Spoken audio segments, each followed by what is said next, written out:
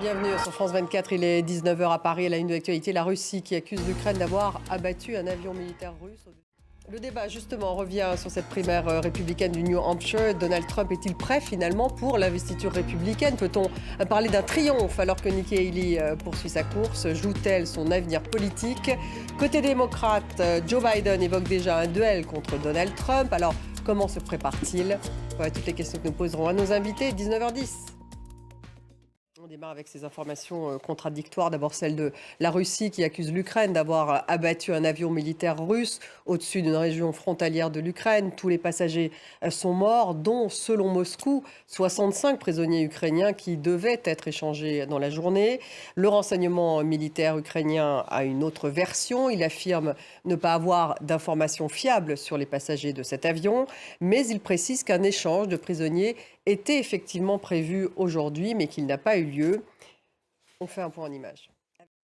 Le Tchad est un pays frère de la Russie, c'est en tout cas ce qu'a affirmé Mahamat Idriss Déby Itno. Le président de transition tchadien a été reçu par Vladimir Poutine, qui lui a assuré que Moscou pourrait l'aider à stabiliser la situation de son pays. On fait un point en image avec Rebecca Martin.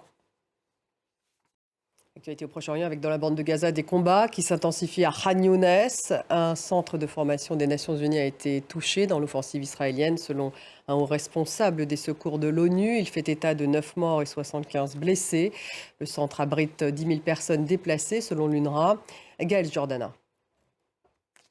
Direction les États-Unis, Donald Trump qui a tenu un discours de victoire après l'annonce des résultats du scrutin des secondes primaires dans le New Hampshire qu'il opposait à Nikki Haley.